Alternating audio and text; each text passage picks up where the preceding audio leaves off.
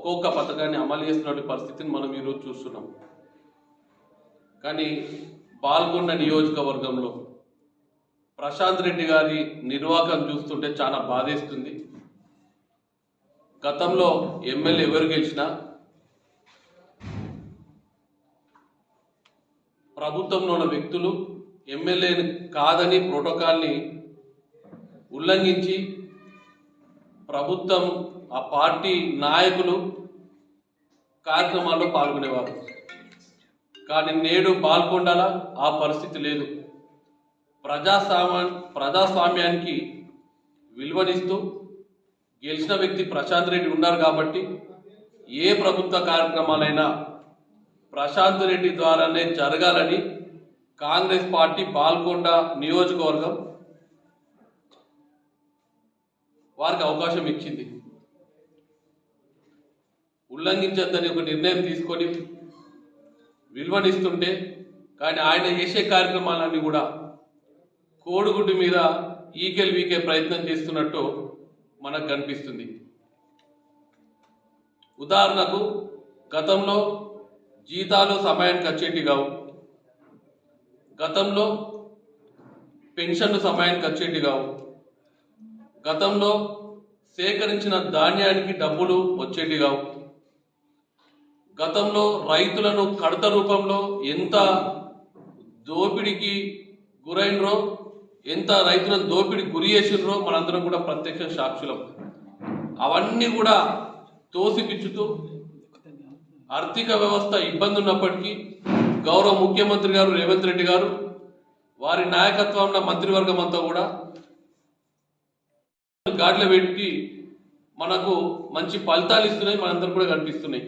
ఈరోజు జీతాలు సమయానికి వస్తున్నాయి, సేకరించిన ధాన్యానికి వారం రోజులు డబ్బులు వస్తున్నాయి, ఎటువంటి కడత రూపాన రైతుల దోపిడీ గురికాలేరు. మరి అదేవిధంగా అన్నిటికన్నా ముఖ్యమైన విషయం కళ్యాణ లక్ష్మి ఏం జరుగుతుందో ఒకసారి పాల్గొండ నియోజకవర్గ ప్రజలకు మేము చెప్పదలుచుకున్నాం. గత పార్టీ టీఆర్ఎస్ ప్రభుత్వము కళ్యాణ లక్ష్మి అప్లికేషన్ పెట్టిన తర్వాత సంవత్సరానికి కాదు, పిల్లలు పుట్టినా కూడా ఆ డబ్బులు వచ్చేటి కావు. కానీ నేడు అప్లికేషన్ పెట్టిన 3 నెలల లోపట్నే ఆ కళ్యాణ లక్ష్మి చెక్కులను పంపిణీ చేసే ప్రయత్నం చేస్తుంది ఈ రేవంత్ రెడ్డి గారి ప్రభుత్వం. మరి పాల్గొండలు చూసినట్టయితే ప్రజలందరూ గమనించాలా, దాదాపు మండలాల వారీగా మీకు స్టేట్మెంట్ ఇస్తా. నవంబర్ 2వ తారీఖున ఇచ్చినటువంటి కళ్యాణ లక్ష్మి చెక్కులను కూడా ఇప్పటికి కూడా ప్రజలకు పంపిణీ జరగలేదు. ఆయనకు రాజరిక పోకడలు అలవాటు అయిపోయినాయి, ప్రజల్ని ఇబ్బంది పెడుతున్నాడు. నవంబర్, డిసెంబర్, జనవరి 3 నెలలు ఆయనకు చెక్కులను పంపిణీ చేసేటువంటి సమయం లేదు.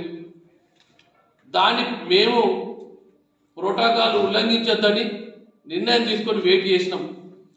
ప్రజలకు అన్యాయం జరుగుతుంది, మరి మీ ప్రజలకు ఎప్పుడు పంపిణీ చేస్తారు అని ప్రశ్నించినాం. ప్రశ్నిస్తే ఇప్పుడు ముందుకు వచ్చి నేను బహిష్కరిస్తున్నా అని చెప్తున్నాడు. మరి 3 నెలల నుంచి ఏం చేసినావు, ఏడగడ్డి వీక్నావు అని అడుగుతున్నా ప్రశాంత్ రెడ్డి. ప్రజల్ని ఇబ్బంది గురి చేయకు, ప్రజాస్వామ్యాన్ని అపహాస్యం చేయ. మేము నీ మీద ప్రభుత్వంలో ఉన్నప్పటికీ కూడా కక్ష పెట్టుకోకుండా నీ ప్రోటోకాల్కు మర్యాద ఇవ్వాలని ఇక్కడ కూడా ప్రోటోకాల్ ఉల్లంఘించలే. కానీ చూస్తూ ఊరుకునే పరిస్థితి లేదు. నువ్వు ప్రజలని అన్యాయం చేస్తున్నావు, మోసం చేస్తున్నావు.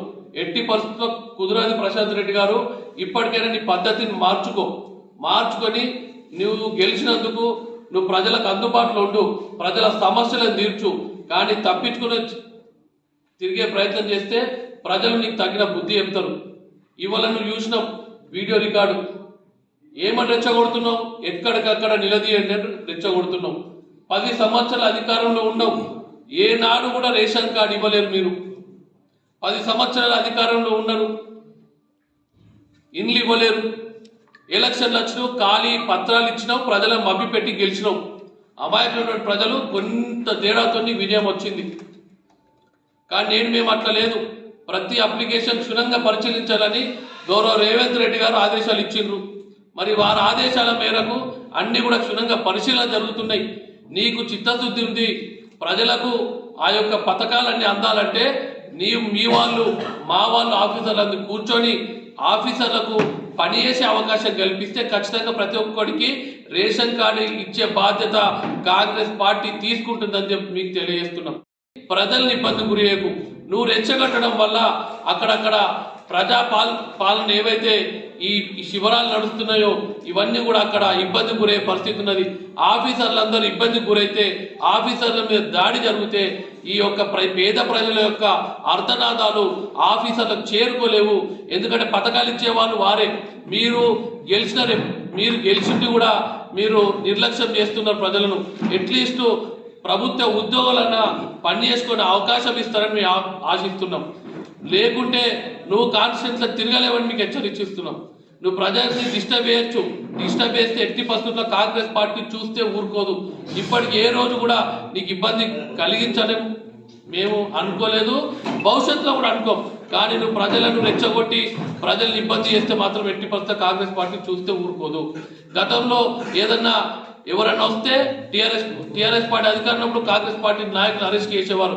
కానీ సంవత్సరం అయింది, ఈ రోజు ఇప్పటికి ఎవరిని కూడా అరెస్ట్ చేసే ప్రయత్నం చేస్తలేం. పథకాలన్నీ కూడా సక్రమంగా ప్రజలకు అందాలనే చూస్తున్నది కాంగ్రెస్ పార్టీ. మీరు దయచేసి బాధాకరమైన విషయం, నువ్వు ఎప్పటి సంవత్సరం నుంచి కూడా కాంగ్రెస్ పార్టీ బదనాం చేసే ప్రయత్నం చేస్తున్నావు. లింబాద్రి గుట్టలో నువ్వు వచ్చినావు, ఆ రోజు మేము కూడా వచ్చినాం. చిన్న పొరపాటు వల్ల అక్కడ ట్రాఫిక్ జామ్ అవడం జరిగింది.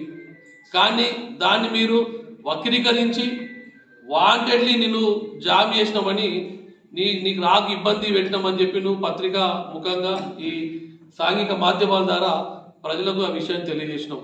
ఆ రోజు నీకన్నా ఒక 2 కార్ల ముందే మేమున్నటువంటి విషయం మా కార్పొరేషన్ చైర్మన్లు ఇద్దరు, మరి నేను కూడా ఉన్న విషయం నీకు తెలిసినప్పటికి కూడా, జామ్లో మేము ఇరుక్కున్నప్పటికి కూడా అలాంటి ఏ విధంగా ప్రభుత్వాన్ని బదనాం చేసే ప్రయత్నం చేసినావు. కానీ ఇది అనుకోకుండా జరిగిన విషయం అని చెప్పి ప్రజలకు తెలియజెప్పే ప్రయత్నం చేయలేవు. గతంలో నీ రాజరిక పోకడాలు నడిచినాయి. గతంలో నువ్వు వస్తున్నావంటే 4 పోలీస్ జీపులు నువ్వు ఉండేటి. కానీ ఇది ప్రజాపాలన.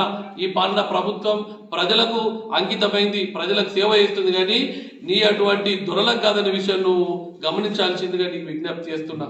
మేము ఒక ఉదాహరణ చెప్తా, తప్పనుకోవద్దు నువ్వు, కానీ చెప్పాల్సిన పరిస్థితి ఈ రోజు ఉత్పన్నమైంది.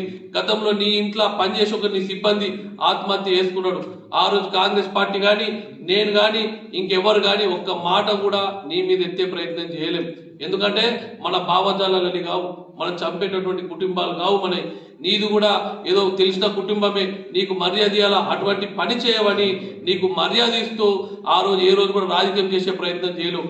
కానీ నువ్వు ప్రతి చిన్న జరిగిన విషయాన్ని రాజకీయం చేసే ప్రయత్నం చేస్తున్నావు. ఇది తప్పు. ఇటువంటి ఆలోచన విరమించుకొని గెలిచినందుకు ప్రజాస్వామ్యానికి విలువనిస్తూ నువ్వు ఈ గ్రామ సభల్లో పాల్గొని ప్రజలకు అందుబాటులో ఉండి ప్రజల సమస్యలు తీర్చాల్సిందిగా నీకు మేము 2 చేతులెత్తి విజ్ఞప్తి చేస్తున్నాం.